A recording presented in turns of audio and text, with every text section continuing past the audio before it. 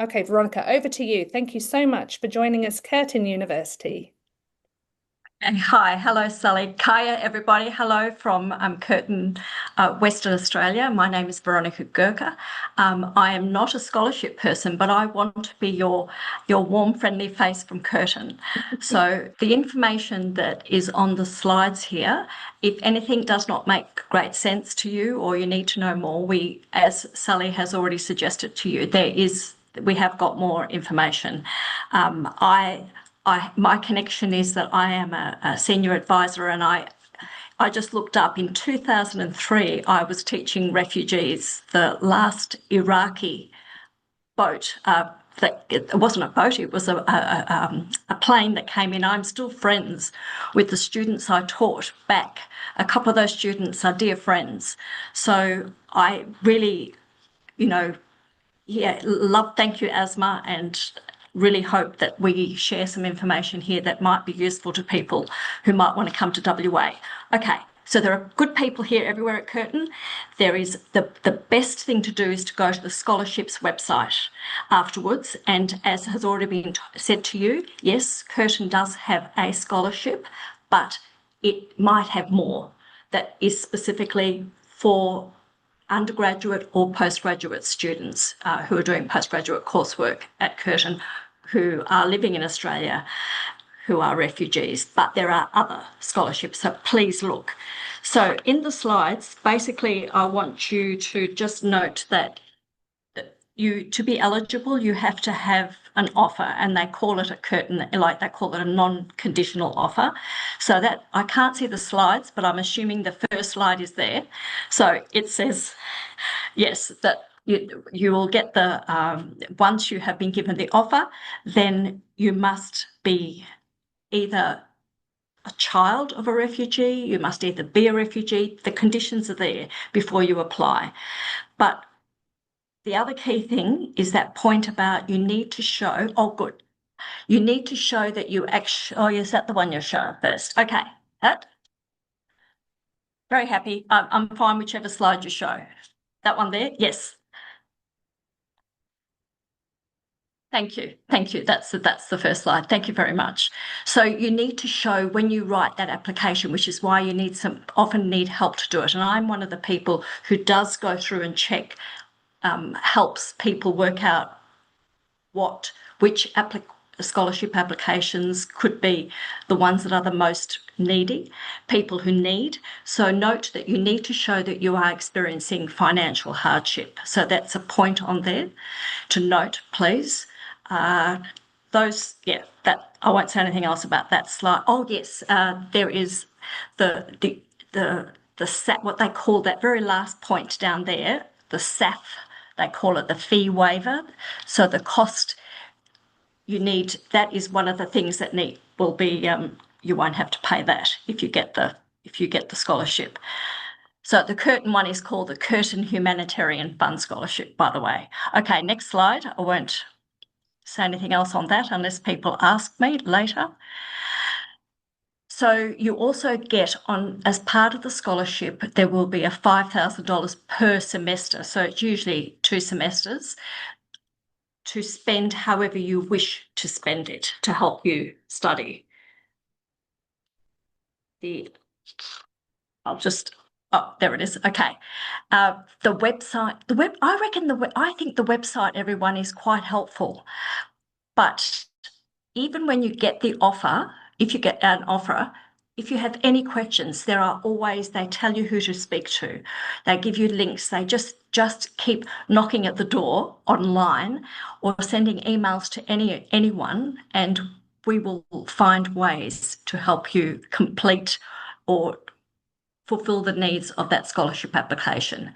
The key thing is, if you are offered the scholarship, you obviously need to accept it. Show that you accept it within the time frame given.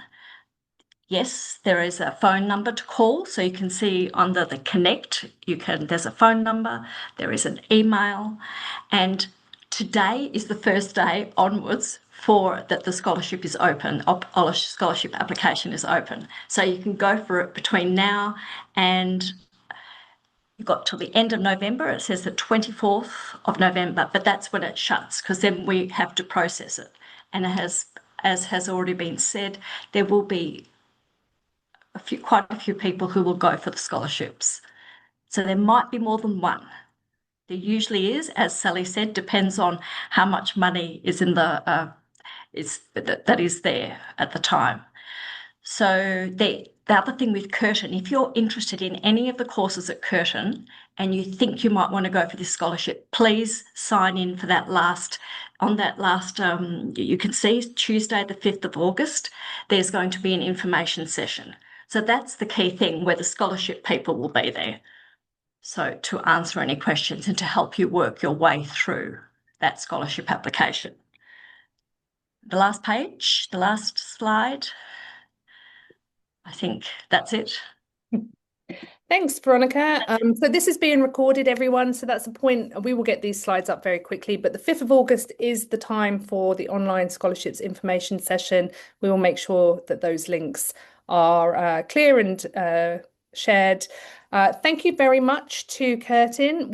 Murdoch University do have they have scholarships coming next year, but sadly they are not able to join us this evening. Veronica, you're very welcome to hang with us and hear about the wonderful scholarship opportunities in Queensland.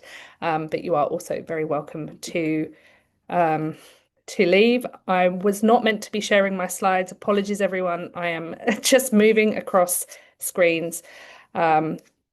Let me move over to our colleagues at the University of Queensland. And thank you for coming.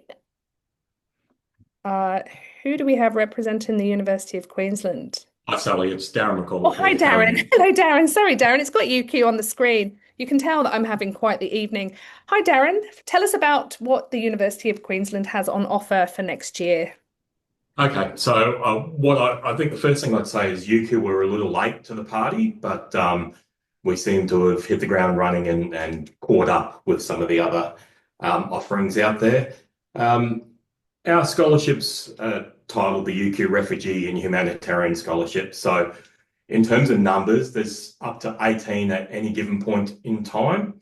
So I can confirm there will be scholarships available in semester 1 next year based on that number. And we've now been going for a period of time that we also have students graduating, so we'll open up further positions as well. We don't know the exact number at this point, but I confirm there'll be multiple scholarships available next year. So similar to most other people, the visa categories accepted, which is on the screen there, the TPVs, the CHEVs, the temporary humanitarian concern visas, the temporary humanitarian stay visa, and BVEs and BVAs. I would just preface this, I'm the senior manager of scholarships. I'm not the expert on the nitty gritty. I do have a wonderful team member who's actually overseas at the moment. And if you do contact us, it will be Hannah that you would talk to. And we'd encourage you, if you're applying, to just contact us whenever you need. We will help you through the whole process from start to finish, from application, if you're successful, right through to enrolment, the whole thing. So just some of the conditions. So in terms of eligibility, it is a financial need-based scholarship, and you do need to be able to secure an offer to the University of Queensland. It's available for both undergrad and postgrad, but in both cases, it's coursework only, so no research at this point.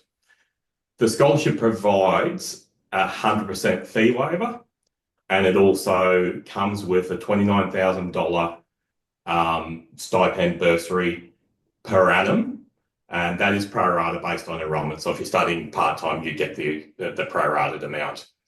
The conditions once a student secures the scholarship are quite minimal. So it's continue to be enrolled in an approved program, and an approved program is any undergraduate degree or postgraduate coursework program at the university, maintaining satisfactory academic progress, which in this case is maintaining good standing with the university, being able to enrol in the next semester.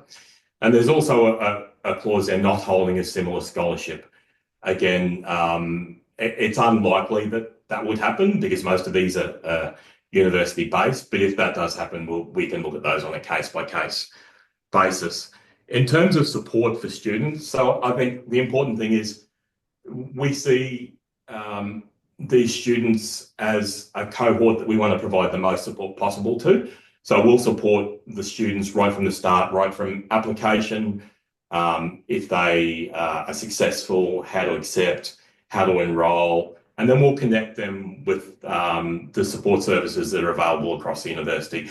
But we'll connect them individually, not as a group, so that they can have targeted support rather than just what's available to everyone out there. And we'll encourage the students to take up that support. I found, while I've been at UQ for 18 months, I had a similar experience at another university managing these scholarships. And it's that tailored support, I think, that is very important for this cohort. Did you want to go to the next slide, Sally? So applications, it's an online application. We'll open them towards the end of the year for next year.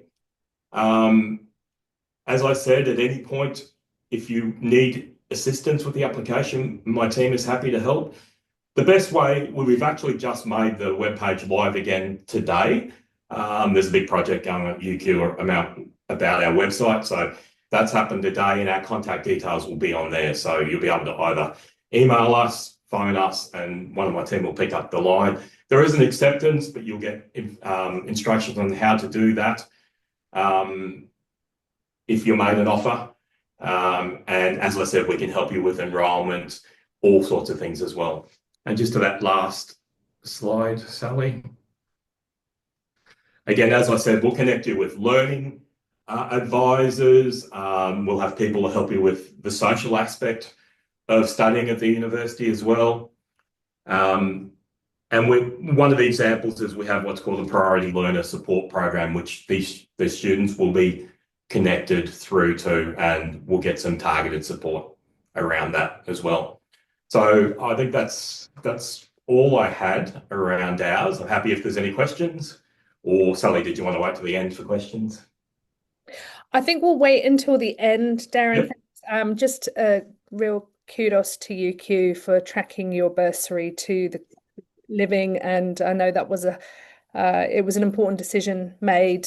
That's an important piece, and up to 18 is tremendous. From, I think you had 10 at the beginning, Darren. So it's really grown. It's climbed slowly, but yes. Excellent. I think that there has been a shift at the university in the last several years, and there is certainly a more equity focus with the university. Very well. Not just in this area, but I think across the board. Absolutely. And also, may I just say that, UQ are taking 2 students from the refugee student settlement pathway, yes, and we're all learning wonderful lessons from working with you. Thank you ever so much, Darren. Thank you. It's great to hear about the many scholarships you've potentially got on offer for next year. Let's go to Rachel at QUT. Hi, Rachel. Thanks for joining. Hi, everyone. Take it away. Yeah, cool. I like that you're doing the slides, one less job for me. So I'm Rachel. I'm the scholarships coordinator at QUT, and I'm here to talk about our asylum seeker tuition fee scholarship and a little bit about QUT as well. So QUT offers a wide range of courses from business, engineering, science, creative arts, and health, and everything in between. So we've got a lot on offer. And so I'm going to talk about the QUT Asylum Seeker Tuition Fee Scholarship, which is a full tuition fee scholarship as well as an equity scholarship. So you not only get like your whole course fees covered, but you also get $2,100 per semester to help with the cost of living and living expenses related to university. So we've got the visa categories on the slide. We also have some more information, obviously, on our scholarships webpage, which is also where you'll go to apply for the scholarship. I put a QR code there that you can scan, but if you don't have your phone on you or anything, you can also just Google QUT Asylum Seeker Scholarship, and it'll bring up all the information to do with the scholarship. It's not open at the moment.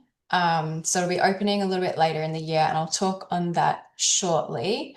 But yeah, if you're not sure about your visa status or whether you're eligible for the scholarship, we recommend you can either reach out to us. Our details are on the scholarship webpage with our email address, or just apply, because we do the visa checks as part of the assessment process for the scholarship. We offer a lot of support to our students, academic and learning support and personal and wellbeing support, which I'll talk to on the next slide. Oh, I also forgot to mention the conditions for the scholarship. So you do have to maintain a satisfactory academic progression, and you also need to remain on an eligible visa for the full term of the scholarship. So unfortunately, if your visa status changes, we won't be able to award the scholarship anymore. That's one of the eligibility criteria at the moment. Okay, next slide now. Thank you, Sally. Cool. So if you need support with your application, the scholarships team is here to help you understand the eligibility and also how to apply. So it's just an online form. You'll be prompted to provide your visa documents and also some financial documents, just so we can assess who is the most in need. We have about 4 or 5 scholarships that we want to offer per year. So there are more than just one that's being offered. So if you're on the visa, definitely apply. The scholarship also is only for undergraduate bachelor study, so not for postgraduate or research, but just the undergraduate. If you need help with your enrollment, you can contact the HiQ Support Centre, which is like the student services. We also, there's a lot of information also on like the courses on the QUT course web pages. So if you just put in your course and QUT, it'll bring up like the entry requirements for the course and what's involved in the course and kind of like the careers and everything. So that's also handy to know. Support with study, we offer academic learning support, which is, I wrote myself a list because there's so many things that we offer and I didn't want to forget anything.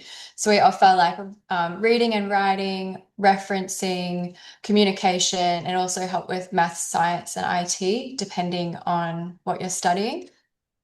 We offer financial support, which is like emergency help. So we offer emergency bursaries, also work integrated learning bursaries if your course has placement involved, disability and accessibility services like learning access plans and exam adjustments, for example. Counselling, we've got free personal counselling sessions, mental health workshops and crisis support, and career and employment preparation. So resume help, job search help, networking, and then also health and wellbeing on campus, health and health clinics, and multi-faith chaplaincy centres. So there's a big range of support if you become a QUT student. We want you to thrive, and we're here to help you inside and outside of the classroom. Next slide. Okay, so application timeline. There'll be an online link on our scholarships webpage. The applications aren't open at the moment. We're expecting to open around November, closing mid-January. Application is a 2-step process. So you'll apply for the scholarship as well as apply for the university degree.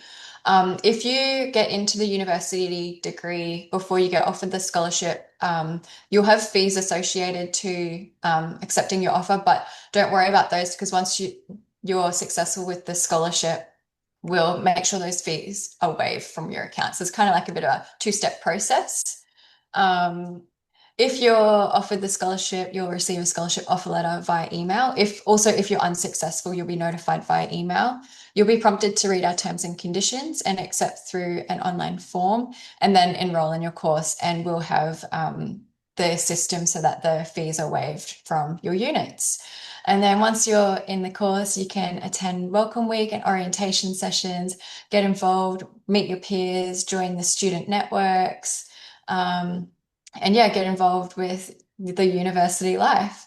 So the important dates are, we're aiming to open in November, close mid-January, and semester 1 next year starts Monday, the 23rd of February, 2026.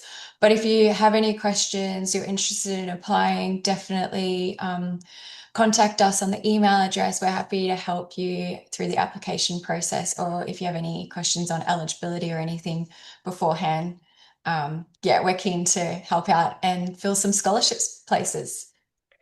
Terrific. Thanks, Rachel. And kudos to QUT, because you were either the first, or I might be giving you props, and it was Sunshine Coast that were the first to put asylum seeker scholarships up in Queensland. It's really terrific to see how many Queensland universities are here today, and to see this excellent scholarship thriving, as well as your students, we hope. Rachel, it's great to see that this is a commitment that universities have made. Lisa is bouncing from room to room. So Lisa from the Australian Catholic University, you'll be absolutely pitch perfect by the time you get to New South Wales, Lisa. Over to you. I think I will. And it's good to see there's a lot of commonalities, I think, with a lot of what we're providing in terms of all the universities. So that is that's really helpful, I think, to make it easier for everyone. Sorry, I've just managed to put the screen on myself, which I don't really want. So just bear with me. There we go. Now I can see the slides. It's better than seeing my face. Just by way of background, I mean, I'm Lisa Wood. I'm the Refugee Program Officer here at ACU. I've been here since November last year, and I've been working really hard to try and promote the scholarship, grow the scholarship, and give some better opportunity to some of the things that we provide. Something new for next year, just looking at the type offered, we're actually looking at offering diploma and pathways programs, not just undergraduate programs or offerings. So that's one step that we're going forward with next year. We have offered between 3 and 6 scholarships each year, just depends on funding from year to year. And we do occasionally have a semester 2 intake as well. Last year we offered 5. In regard to the visas, they're listed there on the slide, but you can also have a look on our website, on our scholarships page, just if anything changes. And we will need evidence of your visa when you apply. One thing to note that we've had a few issues with, and I'm not sure if other universities have had this problem, it's usually when we're getting people applying through QTAC, that they're coming through as domestic instead of international students. So they're basically ticking the wrong humanitarian visa boxes, and the process is just a little bit slowed down when we're trying to get you through onto the international application, so that we can give you the benefit of having the scholarship. So just be careful with that you need to apply as an international. We do have full fee waiver. So while you are on the relevant humanitarian visa, your fees are covered fully for your entire duration of your course, unless you get permanent residency, in which case you then have access to Commonwealth support, and you don't have those excessive international fees. So that means you'll have help or HECS that you can utilise there. Our bursary is quite substantial. It may change from year to year. In 2025, we had a $1,500 startup, of which we gave $500 before census, just to help get things moving, and then another $1,000 plus $2,000 at the beginning of semester 1, and another $2,000 at the beginning of semester 2, just to take a little bit of the pressure off, so that you don't have to work as much. Our focus is obviously for you to reach your academic best, your academic potential, and if that helps with the cost of living as well, that can be an advantage. We have so much support, as has already been mentioned previously by Rachel. I think all the universities are very well set up these days to provide support, transition, orientation, health and wellbeing support, mental health support, career opportunities. The biggest plus, I guess, is the fact that you've got me. I'm going to be there all the way through, from you looking at the scholarship in the beginning if you need any help, all the way through from semester to semester. I touch base to see how you're going and if you need any assistance. And my details will be on one of the next slides if you want to swap over. That'd be great. Thank you.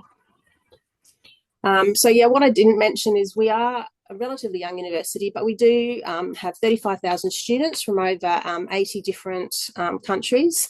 In Queensland, we have quite a lot of courses available.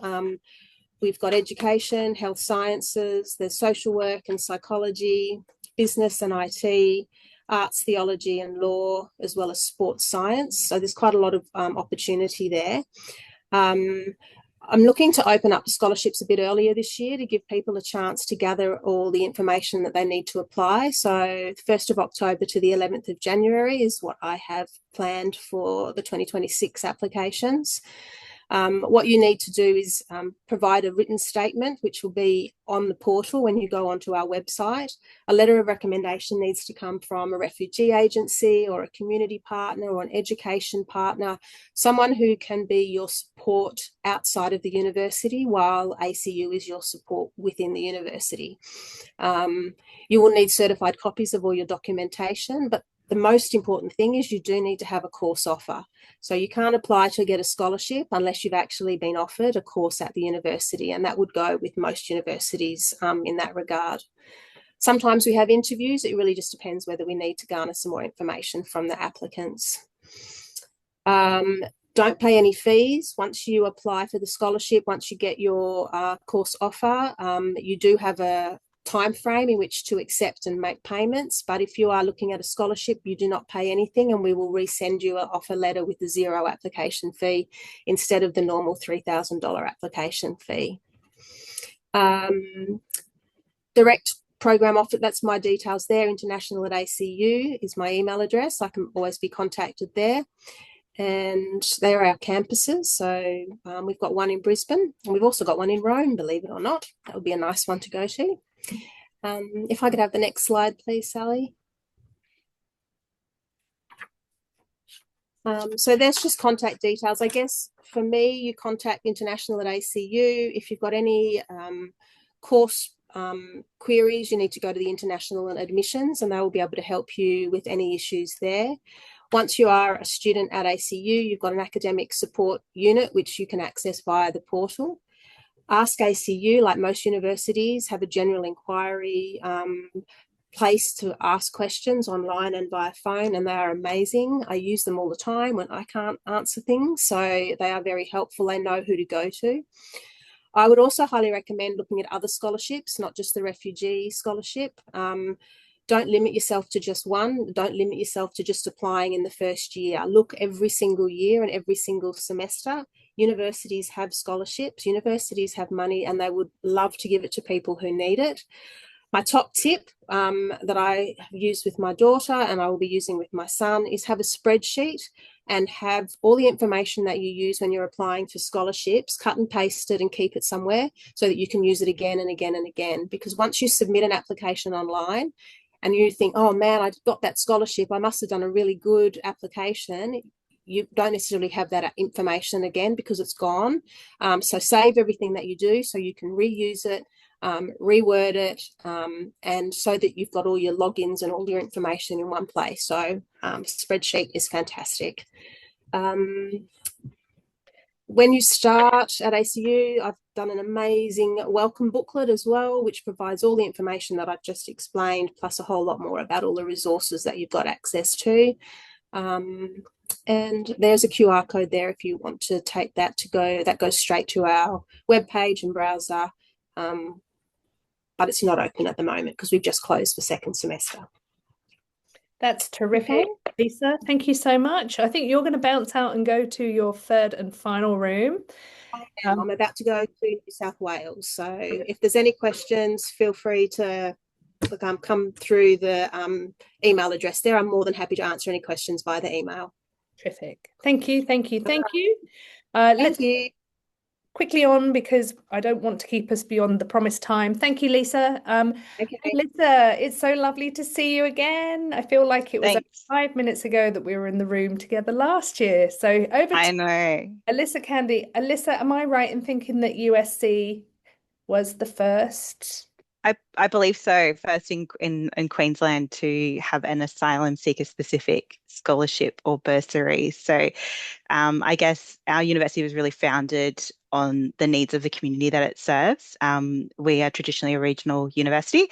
So I'm excited to be presenting some information about two different scholarships that we have on offer here at UniSC. So UniSC is based in southeastern Queensland, and we have multiple campuses across that area, all the way from Hervey Bay in the north and down to just north of Brisbane in the south. We have over 150 different programs on offer that cover a multitude of study areas. So it doesn't really matter what you're interested in studying. I'm sure there's a program or a degree that is going to be best suited for you. So the first scholarship I wanted to talk about, and before I do so, I just want to say a big thank you to Sally and the REA team for tonight's session, because they really are showing some amazing leadership in this space. And I can see, from participating in these in previous years, how much it's growing year on year. So well done, guys. So the first scholarship I wanted to talk about was the UniSC Asylum Seeker Scholarship, which we offer 2 per year. And those are offered as commencing semester 1 scholarships. There's a variety of different circumstances or visas that applicants are eligible to hold to apply. We also invite those that are looking at studying either full-time or part-time or undergraduate or postgraduate students to apply, and that can be studied at any UniSC campus or also online, because we do offer some of our programs or degrees online. And the selection criteria is really around financial need and also your personal circumstances. And generally, we ask applicants to put together a bit of a personal statement. The scholarship is pretty awesome because it covers the full tuition fees for the program of choice for that student. And in addition to that, we also offer $4,000 a year, and that's pro rata if you're studying part-time.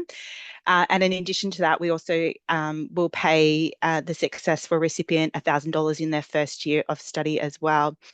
UniSC offer a range of different support services across their campuses, and definitely to those that might identify as being from a refugee or migrant background. We've recently joined the ranks of the welcoming universities, which is really exciting.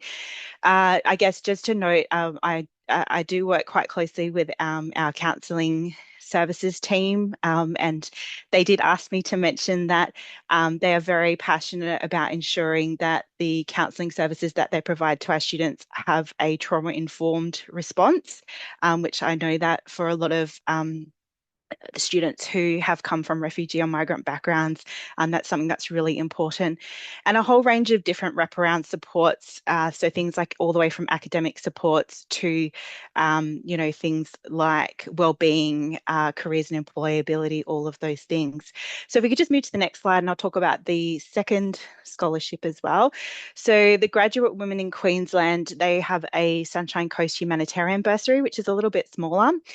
It will donate funds each year to support one female student who is or was previously on a humanitarian visa, and that student needs to be enrolled at our Sunshine Coast campus in any undergraduate degree. And that is basically assessed on things like financial need, paid employment, or I guess the ability to work, or that it's been impacted by their studies or their personal circumstances.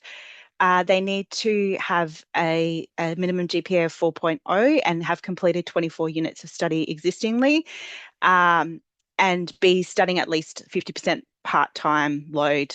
It's $2,000 per annum.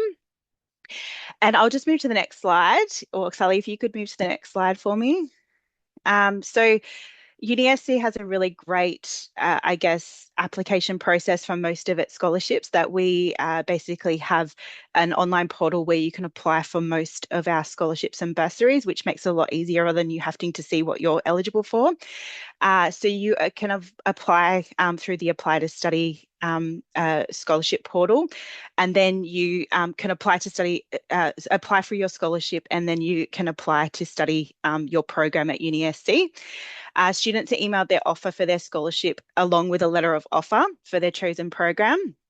And usually the acceptance comes about with basically that it's around the usual timeline around commencing students for the first semester. The important dates are that our scholarship applications open on the 1st of September for trimester 1 next year, and they close on the 30th of November. So that's quite in advance of that trimester 1 next year. So we really encourage you to apply, as soon as you can. And if we could just move to the next slide as well. So this is just something I wanted to mention. This is a passion project of mine. So if for those of you who might be living in southeastern Queensland and be from a refugee or migrant background, we run a program, a free government-funded program to help adults from diverse backgrounds into any kind of further study, and that can be at any university or any TAFE, and we do that through a variety of different mechanisms. So we run a whole range of free short workshops that we run at all of our campuses, online, at community centres, places like that. We also have one-on-one consultations where you can have a phone conversation with one of our team and talk through your circumstances, and we can basically link you up to supports and services depending on where you want to go and what your goals are. And we also provide financial support. So if you do classify as a domestic student, we can, for example, give you a QTAC voucher to cover the cost of your application to apply. If we just move to the next slide. So the eligibility for that is if you need to be 18 plus, if you're thinking of studying and not already enrolled in as a university student, if you're a prospective domestic student, and if you're living in any one of the following regions, so Moreton Bay, Sunshine Coast, Noosa, Gympie, Fraser Coast, or Wide Bay. So back to you, Sally. Thank you so much for your time. Yeah, thanks, Alyssa. What terrific work you're doing up there in the Sunshine Coast. And I'm going to be speaking for Griffith. I obviously don't work for Griffith, so I'm going to present the information on the slides.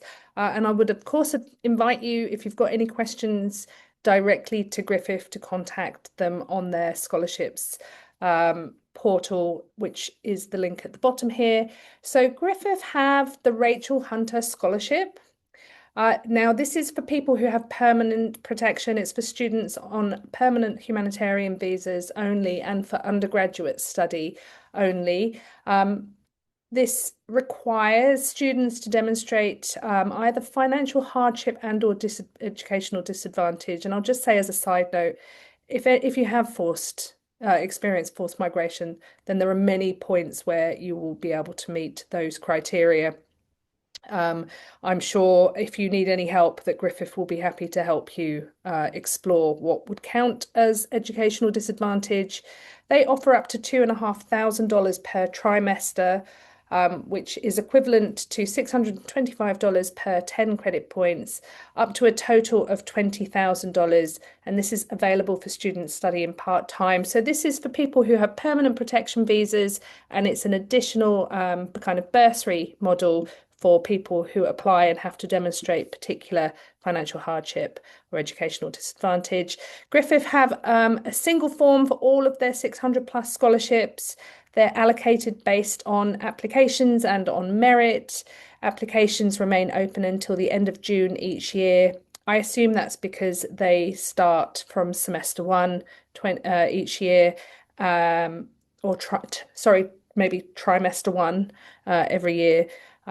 And there are many general scholarships available for students from refugee backgrounds. Griffith don't currently have a scholarship that is available for people who are seeking asylum, so refugees on temporary protection visas or on bridging visas. Let us tell you about the Refugee Student Success Programme. This is a new programme at Griffith, so it's a co-designed programme to support students who arrived as refugees themselves or arrived with second generation refugees, so their parents arrived in Australia as refugees. Members of this success programme will receive targeted investment and training. I don't know what the investment is, but I'm curious to know more. So Griffith will be coming back for some detail. These members will shape how current supports are delivered to students and help create new supports. This sounds to me like a student voice co-design initiative from Griffith. There's some quotes here from people who have obviously successfully joined the program. They will help through doing things like organising events, establishing governance systems and feedback on systems and services. Students will receive targeting information and assistance from services, and there are paid opportunities. Good, that was one of my questions. Paid opportunities to develop presentations, represent Griffith University at events, develop resources and build leadership skills. It's something that lots of refugee education advocates have argued for, to have a more targeted student voice mechanism for lots of different groups, including refugee background students. So it sounds like Griffith are implementing a really interesting program here. And here's an example in this table of some of the areas that they have co-designed supports for. Looking forward to seeing what comes from that. That is it for the presentations this evening. Does anyone have any questions? I think we have hit peak fatigue on this Wednesday evening. I'm going to invite you all to remember that your key contacts for these different universities are, Darren, can you remind everyone, and I'll write it in the chat, who should you contact if you want to get in contact with University of Queensland?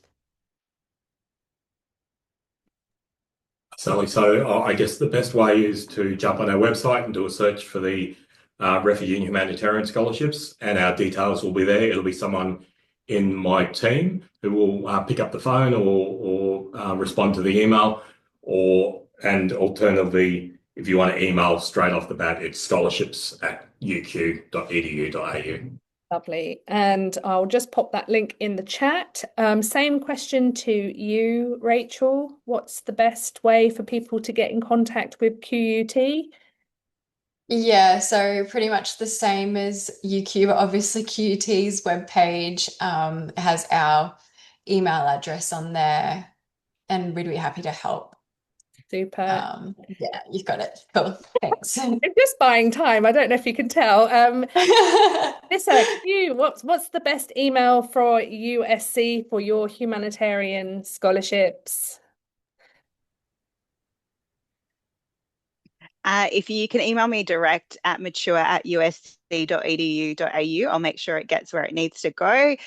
Or if you just go to usc.edu.au/study and then /scholarships. Thank you, Alyssa. Let's have a look and see what Griffiths is. This is a very poor way, everybody, to run a late evening expo. I'll just pop Griffith's scholarship details in the chat as well. Hey, listen, everyone, thank you so much for your engagement participation this evening. Thanks for joining us if you're interested in scholarships, but also thanks to those of you who are watching this video after today. If you have any questions, you can contact these universities directly. We've heard from everyone that they're very happy to help if you've got questions. And don't forget, we'll be running some student-focused workshops starting next month in August. Look at our socials on LinkedIn and Instagram for more information and to register for those events.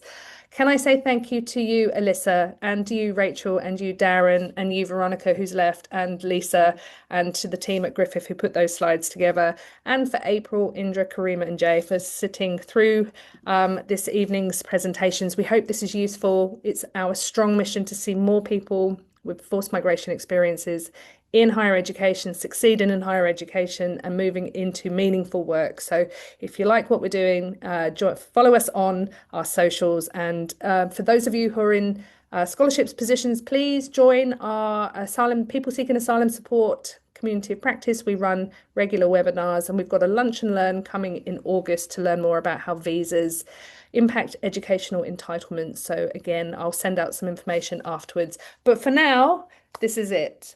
You have the rest of your evening back. Thanks again for your engagement and for putting those slides together, team. Excellent work. And please, share the word when the recording is up on our website, which will be by the end of this week. Please share it with your communities as well. Thanks ever so. Take care. Bye. Bye.